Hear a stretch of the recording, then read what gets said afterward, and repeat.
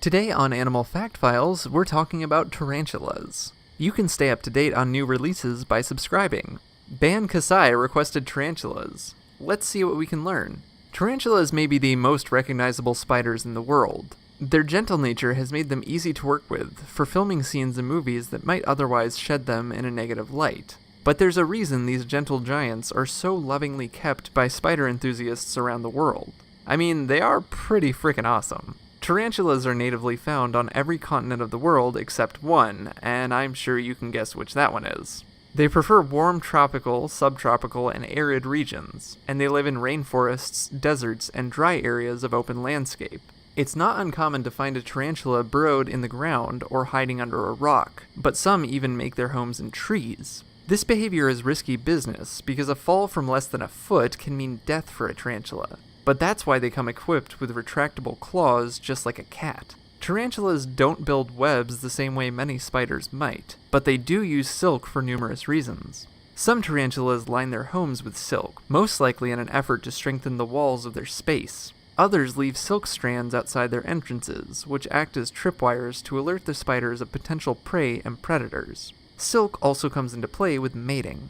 Tarantulas may not reach sexual maturity for years depending on the species. When they are ready to mate, a male will construct a web and deposit his sperm therein, at which point he will gather it up and go searching for a mate. He'll wander around until he's able to locate a lady, and he'll court her. He'll use his pedipalps to offer up his package for the female, and then make a fast break for the exit, as a female tarantula may eat her mate if given the opportunity. For most males, it's the end of the line after this, as they will perish within months of this act. However, females can live to be older than 30 depending on the species, and they'll mate multiple times within their life. A female will create an egg case to house anywhere from less than 100 to up to 1,000 eggs, and she'll protect it for the 2 or so months that it takes for the babies to develop. After a few weeks, the babies will disperse into the night. I say the night because tarantulas are mostly nocturnal. Tarantulas may leave their burrows at night to scout for food items, such as insects, frogs, snakes, and even birds depending on the species. They use venom to kill their victims, and the venom helps to liquefy the meals so the tarantulas can slurp them up. It might sound freaky, but tarantulas are pretty harmless to humans. A bite from one of these spiders can cause pain, swelling, and redness at the injection site, but for the most part, it's no worse than a bee sting.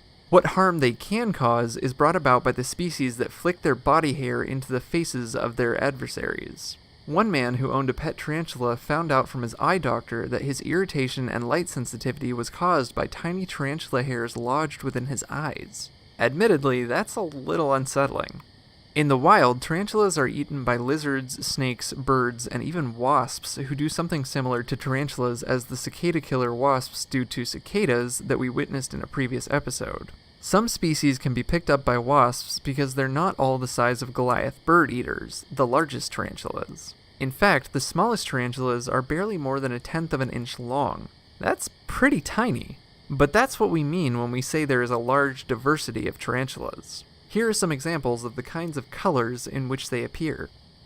For more facts on tarantulas, check out the links in the description. We'd like to give a big thanks to Jethro Reading for allowing us to use images of his beautiful girl Meg in today's episode. You can find a link to Jethro's blog and Twitter account in the description. Give a thumbs up for Meg, and thanks for watching Animal Fact Files.